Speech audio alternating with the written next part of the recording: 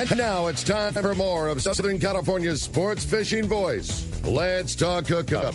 This portion of the show is sponsored in part by Ford, the official truck of Let's Talk Hookup. Rancho Leonero, where your wildest Baja dreams come true.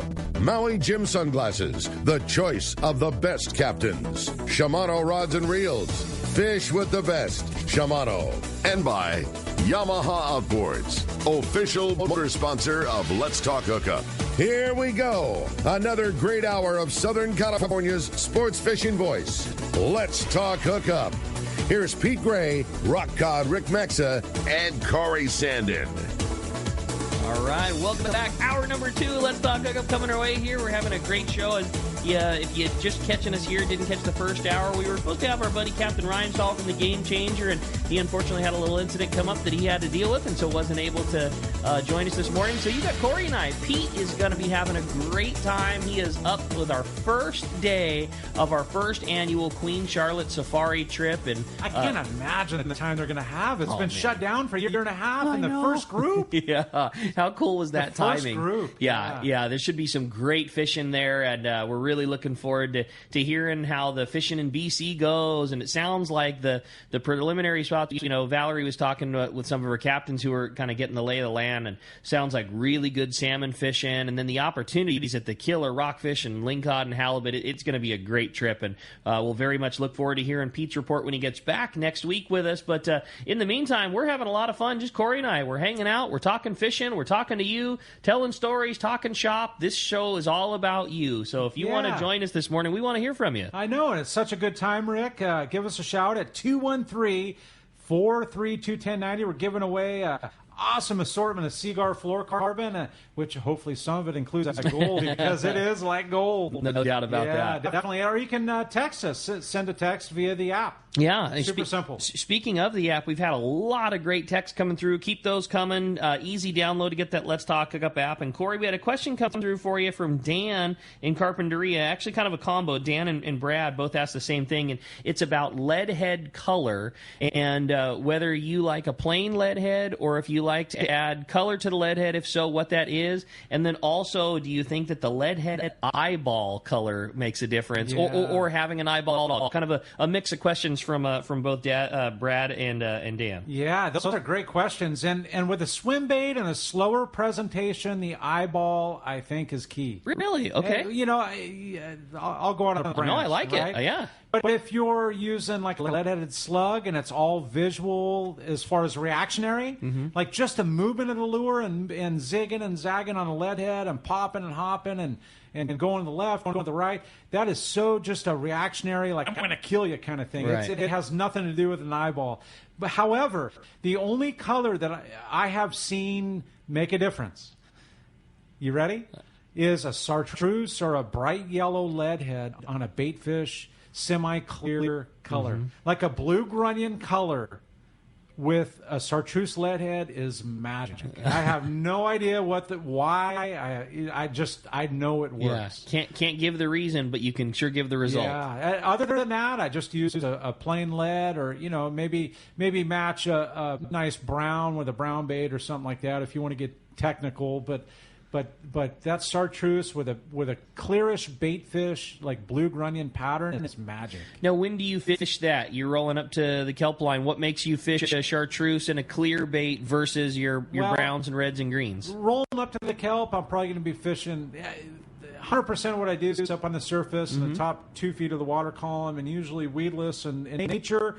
But if I'm fishing the bay, if I'm fishing eelgrass, I'm fishing maybe a spot in 80 feet of water, but the fish are suspended 20 feet off the bottom, that lead-headed slug is an absolute killer. I mean, you're going to get them for sure on that scenario. And that's where I'm using a bait fish pattern. The cleaner the water, the more I'm going to the lead-headed slug. If the water's a little dirty and colder, I want to slow it down. That's where the swim bait's coming in, and I hope that helps Brad.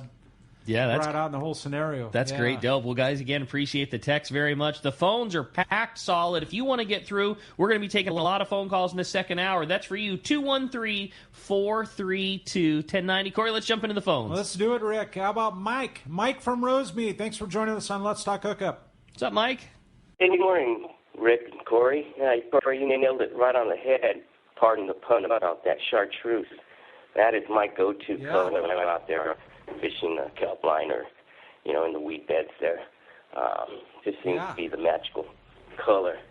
Well, anyway, I went out on Wednesday and out at Dana Point, and it was kind of a bluefin situation where they just disappeared, and so we traveled a lot, and then we ended up going, excuse me?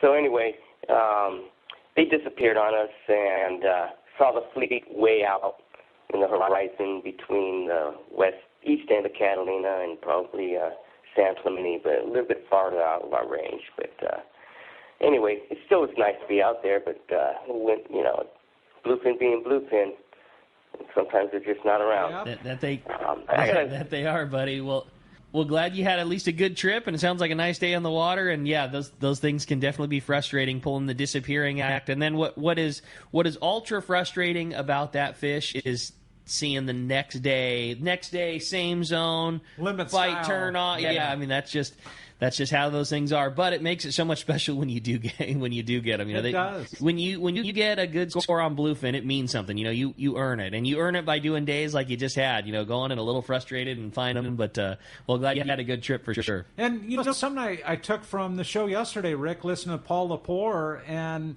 was slow trolling the sardine like way back. Yeah. Like when you think it's back enough, go back a little bit further and just slow trolling the sardine way the heck back there. The bluefin, for sure, they just don't like you around. Whatever that is. And obviously when they're really fired up, they'll let their guard down that much more. But when he was talking about putting baits back, that's huge. It gets tougher when the fleet gets more dense and there's more people around. But the farther back, if you're in a scenario where you are trolling or putting a lure back, for bluefins specifically, the farther that you can get that thing back, I mean forever back. There's been a lot of guys getting bites trolling, big things, big spreader bars or big cedar plug chains or things like that. And we're talking forever back, half a 50 wide back, Wow. In a multiple of 100 yards. Now that scenario doesn't present itself all the time. If there's 50 boats in an area that are all trying to grind everything up, you can't put something 300 yards behind your boat and drag it around. But guys that are off on their own in areas of that big fish are seeing bites on trolling jigs. A scenario that we haven't done much of. There's not a bluefin who just notoriously don't bite the troll well. You mentioned that, and here's a funny scenario. My neighbor Ryan actually caught a couple last week on a cedar plug. There you go. Trolling the cedar plug. I mean, how crazy is that, right? I mean, just But there's bites to be had. There is. And I think we get so wrapped up in those things don't bite the jigs, they don't put them out, So there's some advantage. There's some advantage to trolling, even though that fish doesn't traditionally bite the lures well. You can put them way back and potentially get bites. The other thing that it does in a small boat scenario is it forces you to drive around the ocean at a speed where you don't miss things. And foamer fishing, which is high excitement and high energy and potentially very effective right now. One of the advantages in a small boat is you can zip around and get from spot to spot real fast. But with zipping around, you miss things too. And you're going to see 100 yards square of whitewater foam. But if you're running at 20 knots and banging around in a skiff, you might miss a subtle breezer. And if you're forcing yourself to go at a nice, comfortable trolling speed, maybe you pick those things off a little bit more. It's a lot cleaner. Easier. Yeah. So I agree with you, Rick. Who's to say? I mean, I'm not saying that one is right and the other is wrong, but it's certainly something to think about. Yeah, and those are all great scenarios. And just keeping your eye open and paying attention, like you're saying. I like it, Rick. Totally. Hey, and again, appreciate the phone call, Mike, very much. A great text came through wanting to know what is the smallest circle hook that would work for bluefin. I've been fishing the Mustad Demon 1.0 and looking for something even smaller. That's from John in San Clemente. What do you think, Rick? That hook is pretty small. I don't know that it's very safe to fish a much smaller hook than that. So that particular hook that John is talking about, that Mustad 1.0, it is a tiny 1.0. Tiny little circle. It's not, and not every hook. Unfortunately, there's not like a standard in size. So the Mustad 1.0, the Owner 2, the Gamakatsu 4, those are not all the same. Uniform. Exactly. That's what I'm trying to say. And that hook that John is talking about, I don't think you can fish much smaller than that. That's getting pretty small. So where do you go from there? I think the smallest stealth hook that a guy could catch a school-sized bluefin with, maybe a fish sub 50 pounds, would be that Gamakatsu Nautilus number 4. I think that's the smallest hook that I'd still be comfortable if I got my bait picked up by a 40-pounder. That's the smallest hook that I'd still be comfortable with. But I'm a big hook guy. Like I think that that's a Tim Ekstrom thing that has always stuck with me over the years, and that's big hooks and heavy line are what put fish on the boat. Now, granted, you need to get a bite, so the right answer is always you want to be fishing the heaviest line and the biggest hook that you can still get a bite with. And sometimes that means going all the way down to 25 pound and a number 2 or a number 4. But you just gotta, just like you were saying before, you gotta fish what they're willing to give you. But to answer John's question, I think the smallest hook a guy could get away with and still have look for some success would be that number 4 Nautilus Gamakatsu. I like That's it. my favorite. Well, let's jump back to the phones, Corey. Let's do it. How about Sam? Sam calling from Irvine. Welcome. Let's talk up, Sam. Hey, Sam. Morning. Hey, I've been fishing on the bike charters a lot, bluefin, but also like half day in it with friends in the kelp that aren't into that.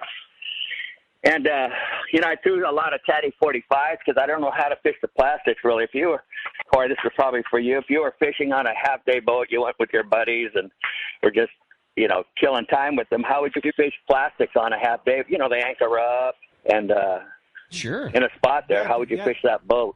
Yeah, definitely, Sam. It's a little bit different from the private boat scenario where you can, cover area and drift through the kelp. And the half-day boat scenario is different in the fact that you're susceptible to where they're going to anchor you up and where they're going to chum that fish. And a lot of times, like if you're fishing with Fred on the Daily Double or with Brian Woolley, and the guys up there out of Dana, and they get you right, they back you up right into the kelp, and they get frothed up in that kind of scenario.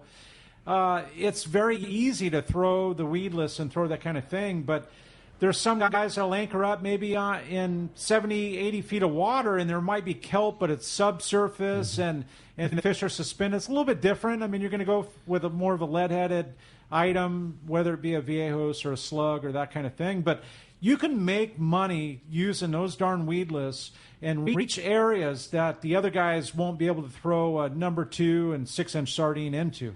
Fred always talks about when Philip, his son, comes on the boat fishing that weedless and just putting it on a long rod and firing it back into an area that you just can't get a bait into and pulling fish out of there. And that's where, if the boat's catching 13 to 15 inches and having a good time, it's always that area and the thicker the kelp where you see the 2 to 4 pounder just chasing bait and getting frothed up. And that's an area, man. Have that 5-inch or that 7-inch ready to go. You'll get them. There's a scenario for it.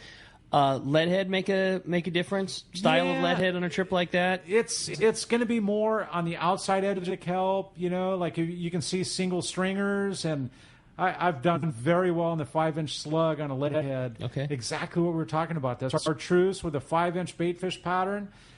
Those smaller fish just go cuckoo for it, man. They can't handle it. They're chumming little chovy, and then here comes their next offering, and there's 5 fish fighting for it. That's cool. Yeah, I mean, I've roped them, 15 in an hour doing that. That's cool. Yeah.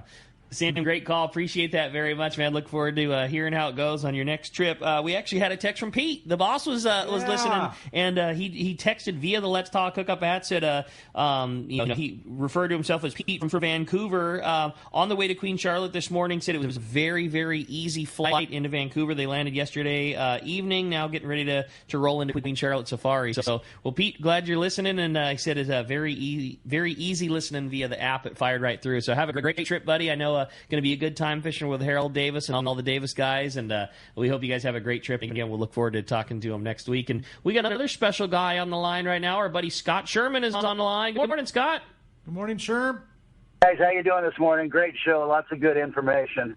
Thanks, just buddy. Had a quick question. Could you guys discuss, the proper way to fish kelp patty? The patties are few and far between, and you get out there and there's a lot of guys who want to come in and fish on the patty that you're on. And it can be done, but it's got to be done right. I mean, we were out the other day, and a guy in a boat called us into his patty, and we were working it and sliding it really well. And here comes another boat, and he sets up right next to the patty upwind, and the next thing you know, his boat is actually parked on top of the kelp. He's got kelp all around him, and it just shut down the bite. Is there any way you guys could discuss the proper way to slide a patty? Like kelp etiquette. Yeah, you don't want my opinion. My opinion is there isn't a proper way to do it with somebody else. I know, like you say, if somebody waves you in and the fishing's so good and you want to enjoy what they're also enjoying, I think that's fine, and I think that you described it the best, and you just need to. I think that in any of those scenarios, the guy that put the extra work in, that found it, deserves to have his opportunity at it. And I know that it's everybody's ocean and there's no rules and there's no you have this or you have that, but I think that the respect for the guy that did it first, man, it's not. If there's a guy that's got a kelp in an area that's got good water and it's holding fish, there's going to be another one. And I think your job is to find that other one. But in terms of doing it right, if you are going to share a kelp, exactly, you want to approach very slow. You want to approach so that you're not going to, exactly as you described, not drift on top of it, come down the side of it. Make sure to give very appropriate distance. So you should be, multiple triple cast length. That's exactly what I was going to say. Yeah, not a cast length away, but triple that. And here's a scenario too, Scott, is. I don't know if you realize, or the listeners realize, but not always. When there's a spot of tuna or there's a spot of yellows on a kelp, they're not always right on the kelp. Totally. Watch a sport boat. Watch the way they do it, and they use the sonar. And a lot of times that fish will be a football field away in a circumference. They'll actually travel around that kelp, and the kelp is the focal point, but it's not. The fact that they're literally underneath the kelp always. Yeah. And I am just not a fan at any scenario of setting up on a kelp that somebody else is on. I just don't think that that's the right move. Like you say, there are ways that are more right than others, and it would be to set up well above it, and sprinkle a little bit of bait. That fish will find you. But I'm with you to just drive up to what somebody else has already got going on and park your way on top of it. It's just never the right move. I'll tell you what, Rick and Scott, the next guy on hold here, Dave Hansen, is going to have some very good words for you, Scott, if you want to stand by. I didn't see we had Dave on there. Yeah, I'm sure he will have an opinion on it as well. But I know that your end result was great because you shared some great photos with it, and I know that you guys got to enjoy some of that killer grade of yellowtail fishing that's on that local kelp right now, huh, Sherm?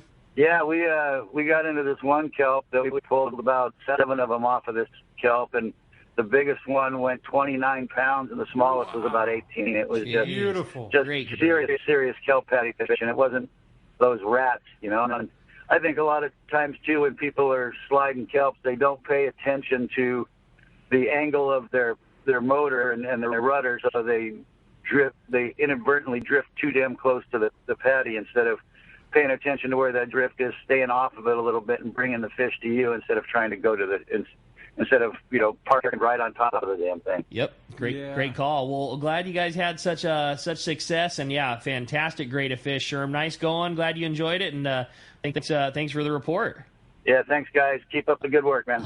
All right, buddy. Sounds good. Well, with that, let's talk to the guy that I'm sure has a good opinion on that, Corey. Yeah, your fishdope.com reporter, your saltwaterguide.com. It's sponsored by the Catch Reporter, sponsored by the Fish Pros of Fisherman's Processing in San Diego. Not only do they offer the best processing for your fish when your trip returns into San Diego landings, Rick, as well as your private boat catch. Now with Fish Pros Market, You can purchase fresh fish, smoked and jerkied fish, spices, rubs, smoked cheese, and now their famous tuna burgers along with the amazing poke kit. They are now open at the Taylor Street location in Old Town. Call for details. Order online at fishmansprocessing.com. What do you think about it, your saltwater guide? What do we do about kelp patties there, Mr. Dave Hansen? What's your 4 cents worth? Yeah.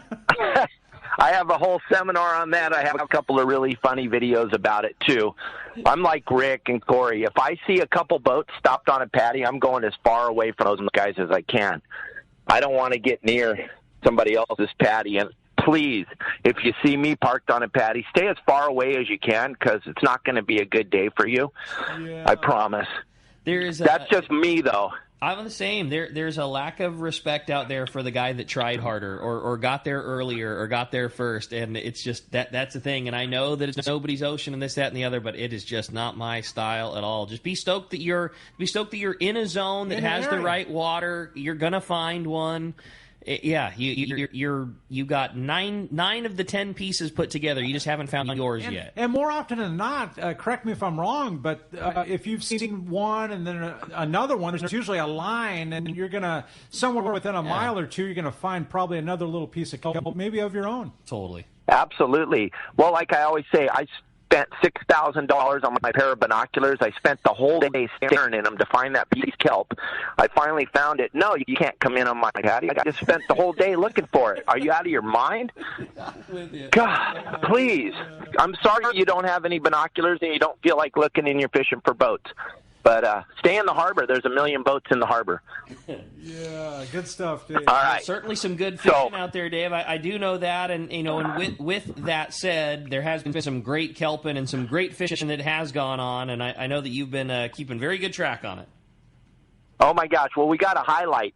There was some phenomenal bluefin fishing from the kayaks in Dana Point. I don't know if you guys saw all those posts on Facebook, but my good buddy Bill, who fishes normally sheephead and soup fin sharks and stuff out of Dana, he got a 74-pound bluefin on his kayak yesterday. Unbelievable. Incredible. Yeah, and he paddled from the mouth of the harbor out, and he was just outside. He said he was in 450 feet of water where he caught his fish right in front of the harbor.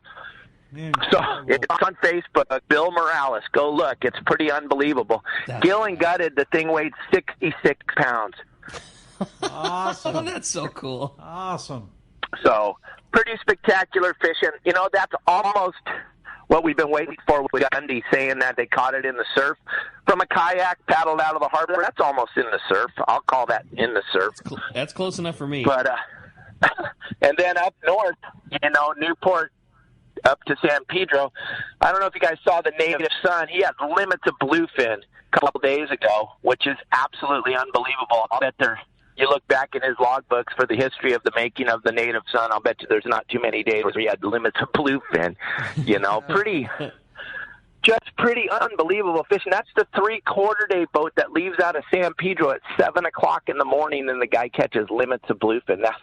It is a great time to be a fisherman. And then San Clemente Island, when the guys get done fishing bluefin, they slide into the island, long-range boats. Everybody's over there catching yellowtail. You don't have to fish the kelp patties. You go over there, anchor up. There's phenomenal yellowtail fishing on the front side of Clemente right now. Catalina's not disappointing. Catalina, Rick, right now, you can spend your day at Catalina anchored up on the spot, fishing for bluefin. And Ricky, you were talking about smallest hook. Here's what my guys are doing. Number 6 or number 8, thin wire hook, J hook, not circle because it's going to be almost impossible with that little tiny hook to hook them in the corner of the mouth. But they're using J hooks, 12-pound or 15-pound. And they're actually catching bluefin on the anchor on the front side of Catalina within the 9 million boats and the 55,000 sea lions, and they're still catching bluefin on the anchor at Catalina. It's cool. Unbelievable times right now. Yeah. So cool. That's beautiful. That's light line and small hooks. And that's, 38 years ago, first bluefin I ever caught, 12 pounds, between 12 and 14 pounds in the middle grounds on like a size 4 and just tiny light line, 14 pounds or something crazy, very similar. It's so historical what's going on, Dave. Yeah, it's Squidder Jr. back then. Remember, Corey? You had to have a Squidder Jr. You had to have a Squidder Jr. You either had a plastic spool or a metal spool, and usually halfway, you couldn't cast the metal spool, so you used the plastic spool, then halfway through the battle, the reel would blow up, and you'd hand line it. You're right on target. That's it. Man. The good old days are right now. Yeah, they are. I agree with you. We've talked about it. These are the good old days, and whether you're fishing sea bass, calicos, whether it's bluefin out in front of Dana Harbor, hey, the half-day boat out of Newport catching a 130-pounder, these are the good old days and historical times. No doubt. If somebody wants to keep in track with how to catch them, you do such a good job with the information on your website, Your Saltwater Guide. What do we do to be a part of that and get in on all the great info you're sharing, Dave? Even kelp etiquette. Yeah, kelp etiquette, and then listening to you guys talk about calico bass fishing. That's the only kind of fishing I want to do. Yeah. If I get to go fishing, I'm going calico bass fishing. But yoursaltwaterguide.com. Check out my website right now. We're giving away 14 free days, so you can go there and look at the website for free for 14 days and go see what everybody's talking about. That's yoursaltwaterguide.com. And I will be ready for another phenomenal report next Sunday. Awesome. Well, great job, buddy. We appreciate that, and we appreciate you keeping us up to date with what's going on the Fish Dope and all the great information that you share with Danny and Jeff and back and forth. There's a reason it works so good. It's a bunch of fishermen all together sharing info, and they put it together for you. And if you want to save $20 off of a new membership to fishdope.com, use the code HOOKUPNOW. Hookup Now, all lowercase, no space, saves you $20. Dave, great job. Appreciate it as always, and we will talk to you next Sunday. All right, guys, have a great week. Bye. Thanks, buddy. Yeah, good stuff. And brought to you by Anza Knives, handcrafted knives in the USA for over 3 decades. Check out the Fish Pro Series and the custom bluefin and yellowfin from Anza Knives, made from a high-carbon steel, which holds a great edge and is easy to sharpen. Anza Knives are the finest fillet knives ever produced. Anza Knives also offers knives for military, law enforcement, and hunting. Check AnzaKnives.com or for more. The Fish Pro Series going in Fisherman's Processing. See Sean and the boys. When we come back, we got a lot more Let's Talk Hookup coming your way. The phones are packed, the texts are lined up, and a lot more of the Rick and Corey. You stay tuned. It's Let's Talk Hookup.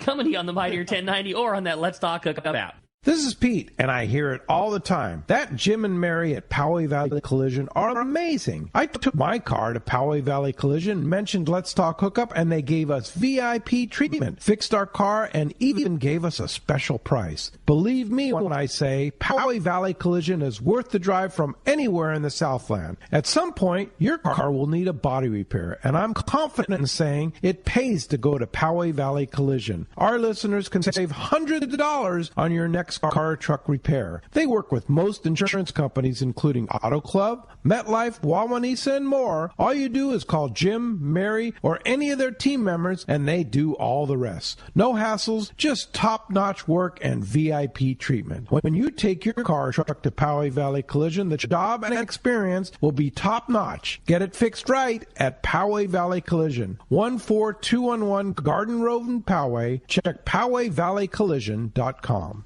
Hayden Lane here from Fast Lane Kayaking, and I gotta tell you about all the rad new stuff we have in the shop. Like the fully updated new line of Hobie inflatable kayaks, the iTrek series. Hobie took the best-selling I-11S and made it even better. Then added new models like it, like the new iTrek 9 that weighs just 37 pounds, fully rigged, packs into a small bag with wheels, and fits just about anywhere. And on the water, this thing performs, featuring a super wide and flat hull shape that is stable and an elevated beach chair style seat that is comfortable. Or the all-new Hobie Mirage Lynx. Inspired by the shape of the inflatable kayaks, Hobie made a durable and ultralight hardtop model. It's the missing link. It looks like a hybrid of a stand-up paddleboard and a kayak. And the best part, at just 45 pounds, the hull weighs about half as much as similar-sized kayaks. And it's stackable. Pile them up on your roof rack or your truck bed. You gotta see this thing. Stop by the shop, right on the water in Dana Landing Marina in Mission Bay, or check us out online at FastlaneKayaking.com.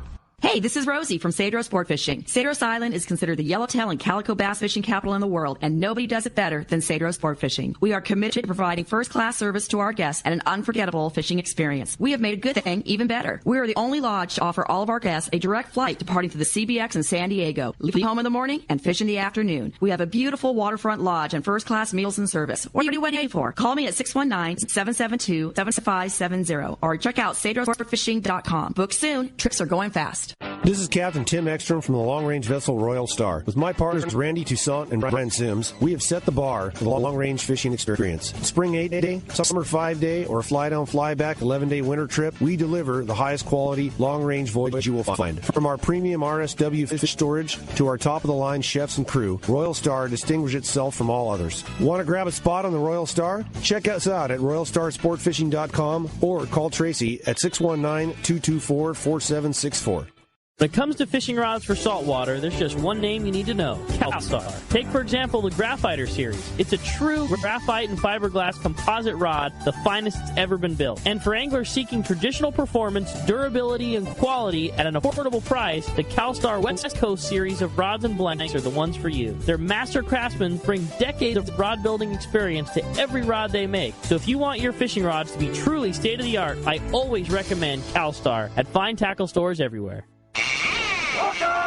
All right, welcome back to Let's Talk Hookup, and Rick and Corey having a great time in studio and giving away an awesome assortment of Seaguar fluorocarbon. One lucky caller at 213-432-1090. Phones are just fun. Yeah, it's super fun. I always enjoy the show so much, just lots of BS and having a good time and doing what we all like doing on a weekend. That's talking about fishing and I know it. Talking with you. The phone lines have been absolutely packed, solid. Texts have been coming through.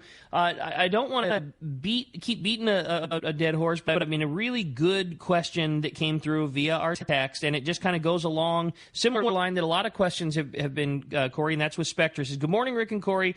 Great show today. Could you talk about casting with Spectra? What am I doing wrong? My line digs into the line below the reel, and it doesn't come off freely when I'm casting. Any tips to help me along? Rick, I think you hit it on target earlier, is to make sure it's on spool tight, you know, and from minute one, from the first spooling, make sure it's on tight. And in the kelp, like some of the worst scenarios, I've made 100 casts, and you hang up in the kelp, and you know you put all the pressure on the spool as you're trying to get it out, and your next cast it then hangs up, you know. So it's kind of there's like little things that happen, and making sure the line's not twisted. Right. When you have twisted Spectra, I don't care how tight you have it on there, it's just a pain when you go to make a cast. And the cast control too, don't have it too loose. Right. The looser you have it, the more the spool wants to move. The spool moves faster than the line can come off. Right. So it's like pre-backlash kind of scenario. And, you know, inshore fishing, we're often fishing with our Tranks or our Corrado, and we have a level wind. But if you're fishing an open reel, stacking your Spectra even is just difficult. So important for it to come back off. You know, that's one of the reasons that, you know, people like casting for their surface iron with the Tranks 500 or 400, whatever you're using. That's one of the reasons it casts braid so well, is that level wind forces your line to be. It's multiple things. It's a variable braking system, like Corey's describing right there. The too free of spool is very difficult to manage with Spectra. Mono is just a lot more forgiving when it comes off the reel, and Spectra is a lot lesser. So that braking system aids in that a lot, and also the fact that the level wind stacks your line perfect is a really big deal with Spectra. It's just a lot less forgiving line to cast when you're casting it as a main line. And it might be, you know, another thing that just came to mind too, Rick, is having too thin a diameter of Spectra. Another great call. Like if you have 20-pound or 30-pound, that could be really a pain sometimes. And the 50-pound is thick enough that you can do almost anything, but if you're trying to cast a 2-ounce lure, like even the weedless, you know, altogether weighs probably 2 ounces. Right. And that's why it's so much easier to do with 65. Spectra is like the opposite in casting mono. The larger the diameter, the much easier it is to cast. Casting 65, so much easier than 50-40. Casting 80, so much easier than 65-40. Casting 100, easier. You know, I mean, it's just that bigger line casts so much easier when it comes to braid. You're right. Hopefully that helps you out. And you know, the listeners listening too. You know, I mean, it's a huge deal. Totally. It is. Well, the phones are packed. Everybody's fired up. Let's jump back into them, Corey. How about John? John from Escondido. Good morning. What's up, John? Hey, Corey, last Saturday when we were at the Ford dealership, you talked about, and I didn't catch the beginning of it, but you talked about rigging this hook with a sinker below it that was inline. Yeah. What size hook and who makes that hook? Well, it's a drop shot rig, and we talked about drop shotting for spotties or halibut. I was listening on the app. I caught it. Did you? Yeah. But we were also off air talking, and maybe possibly on air, I don't remember, but talking about lean cod drop shotting with Pete. So the exact hook for the drop shot bait, like if you went in the Fisherman's Landing right now and asked for where's Corey's drop shot bait, they'd point you. And the hook that goes with that is an Owner 5/0 twist lock hook. You can probably get away with the Gamakatsu makes a very similar hook, unweighted version of their swim bait hook. And if you got it in the 5/0, that'll work. And the only thing I do is I change out the centering pin spring. I put a large one on there. A heavier duty one on. A little more heavy duty. It's just a little bit larger, holds it better.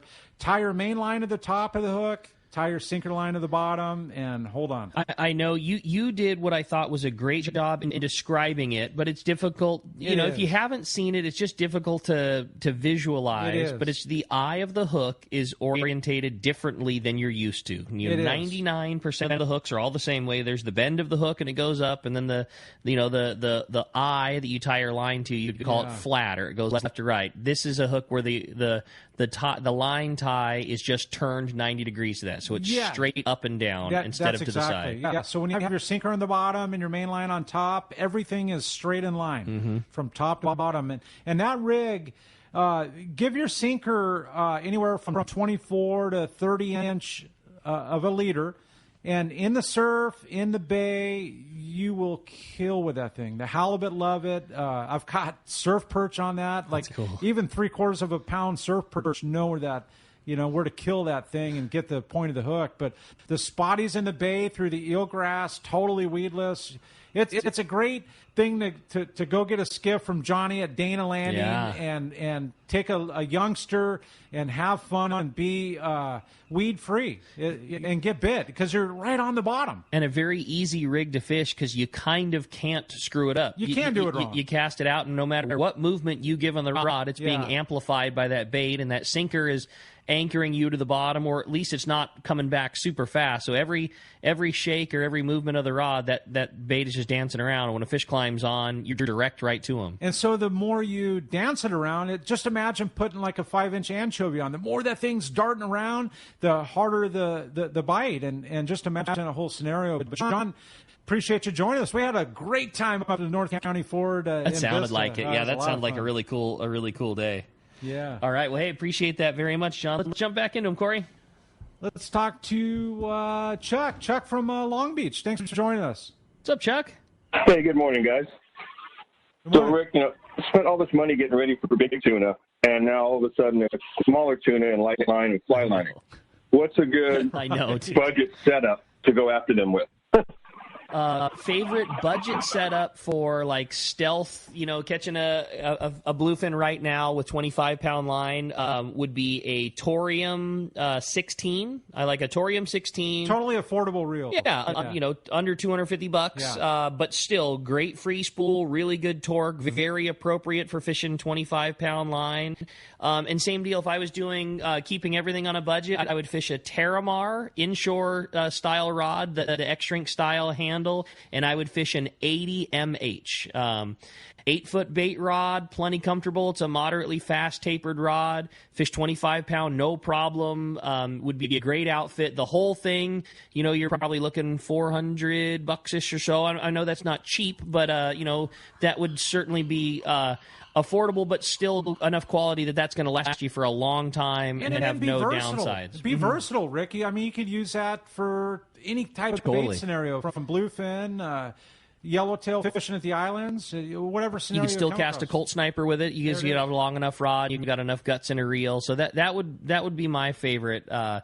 On a budget, like you said, you nailed it best. We all budgeted up and bought our Talica 20 and heavy line, and all of a sudden the thing switched gears on us or biting light line. This big fish, though, I will say swing back around, 100%. It does the same thing to us every year. It's already done it twice this season. It'll circle back around. It'll be a moon phase change. It'll be a condition change. It'll be a something. But with 100% certainty, we will again in the next coming weeks be talking about big fish and big flat falls again for sure. It just does what it does. But what's cool is that we have this completely different other very fun fishing that we're doing in between waiting for that big fish to cycle back around again. And it's a fish that, like you say, we can do it with gear that's a lot easier on the budget, and fish that are, when you hook one with appropriate tackle, manageable. The success rate is a whole lot higher than those 200-pounders. But hey, I appreciate the call very much. Another fun text came through. It says, had a great extended day-and-a-half trip on the Searcher. Our group of 15 all caught bluefin in a plunker bite. Kudos to Art and the crew. We literally fished day and night to get the job done. Many thanks.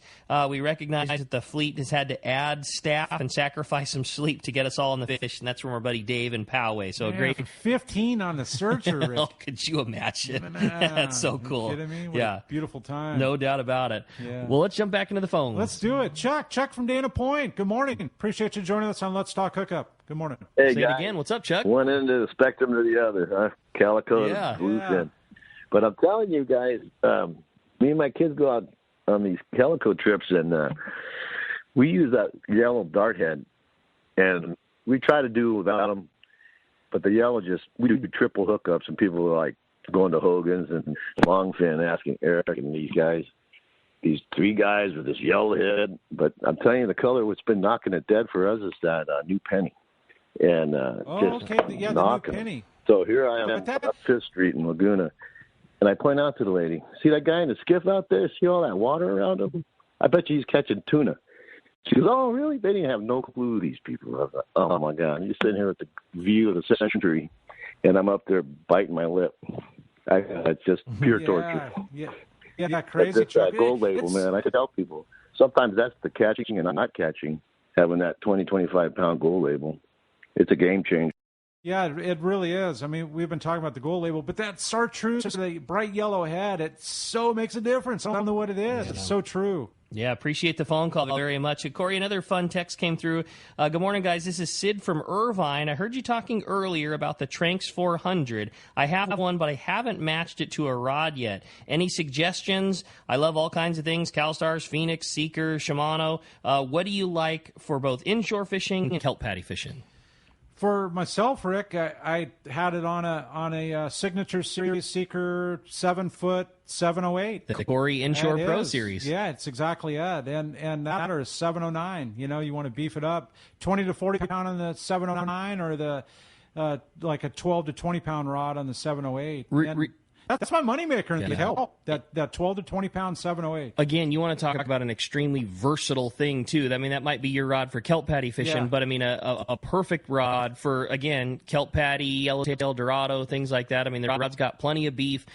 Very comfortable. I really like the grips on your rod too. It's like a split grip, but the Hypalon's not super skinny. Some of those bass rods are too skinny. They're weight. Yeah, I can't handle. Everybody wants them to weigh nothing, so they make the grips down to next to nothing or raw blank. And I like that there's some beef. It fits in your hand really it's well. It's ergonomic, and when I use too skinny of a rod, my fingers hurt me, man. It's just like trying to get the fingers around the rod isn't easy. I just feel like your signature series was more. Yeah, exactly. I mean, it was built with fishing in mind, lesser than like the eye appeal in the rack. Everybody's trying to get this featherweight, feather nothing, and this thing was built by a fisherman. The 708, whether I'm fishing the bay for 1 pound spotties or I'm fishing the kelp for an 8 pound calico, I was using it trying to catch a 30-pound tuna. That's cool. I like it.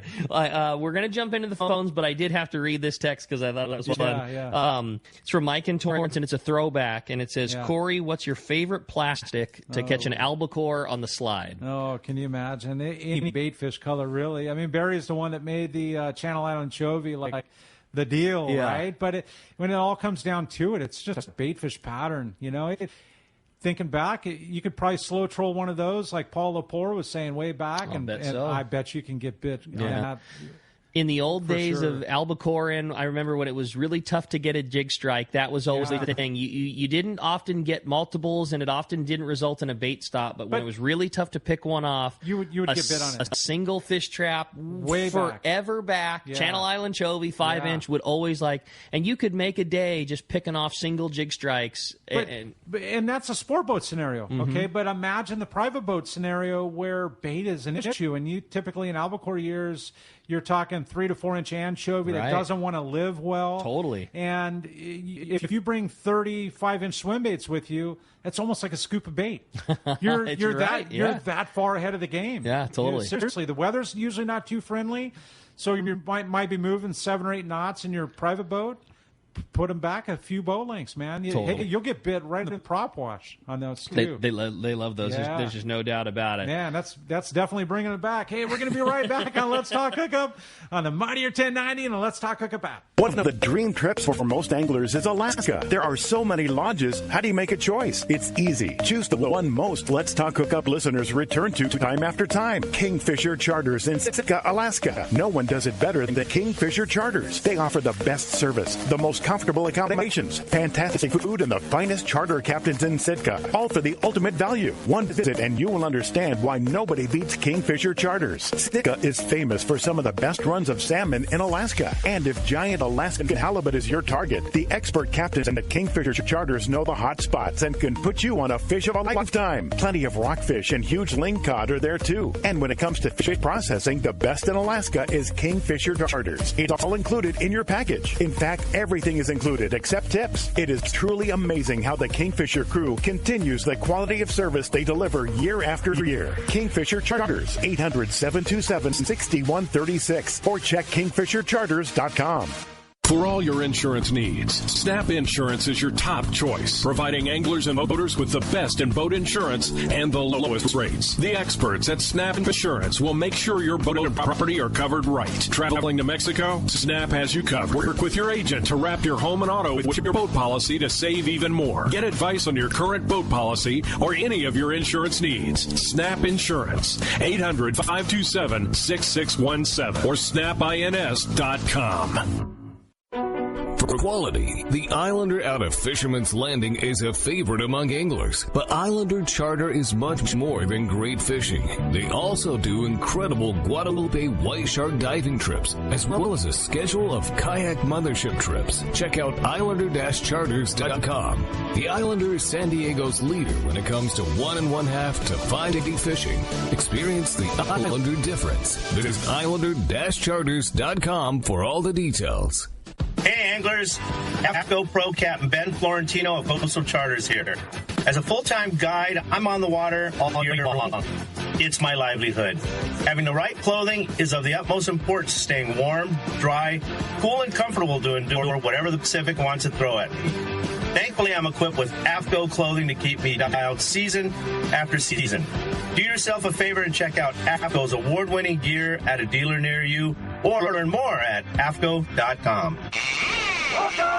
All right, welcome back to Let's Talk Hookup. And Rick, we had one lucky caller, one that assortment of Seagar fluorocarbon. Man, I wish that was mine. I know. But it's going to Chuck. Chuck and Dana Point, congratulations. Yeah, you're stoked, Chuck. Certainly a great prize, and certainly a great timing for a prize like that. Right. With all this bluefin fishing going on, and all the everything fishing going on. That Seagar is just the thing. It's one of those deals where whether you're fishing calicos and you're using that fluorocarbon for that abrasion resistance, and and keeping the teeth off of you, and kind of lasting all day. Fishing heavy line, getting a bite, whether you're stealth bluefin fishing with 25 and 30-pound gold label right now, whether you're sinker fishing with 50 and 60, or putting a piece of 220 blue label on for your, flat fall or your knife jig, it sure got a place right now. And that gold, it costs a few dollars more, but you're only using 2-3 feet at a time. Totally, It's not that much larger of an investment for something that is,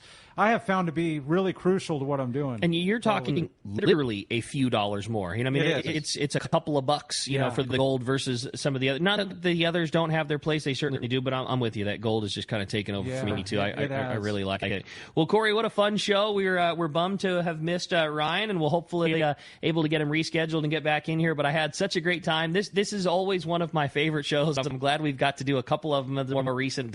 It's so much fun BSing and talking fishing with you because I know you're like myself that this is what we do, and my most favorite thing to get to do and talk about and let the show just go where it is. And I had a great time with you. That was a lot of fun. On this end too, Rick. A lot of fun with you, and just the freelance show. It's fun. Let the callers dictate it and have a great time. Yeah, it's always fun to see the direction that it goes. You know, we did this exact same thing 2 weeks ago, and it was all calico bass. This time it was all, you know, bluefin and a mix of inshore and technical and gears, and it's always different and always a lot of fun. And we have a great time. And I know there's not a need because you're so busy, but drop shot baits, weedless baits, all the stuff we're talking about. I know you're super busy, but your stuff always available kind of at a lot of the premium tackle stores in the area up and down the coast. It is that the right way to say it, I guess? It is. I mean, all the shops I'm in, there's like 20-some shops I'm in. Oh, yeah, all the way down the State Coast and beyond, I dig it. Yeah. Well, we appreciate it, man. A great time, and I'll look forward to the next time that you and I get to do it together real soon. And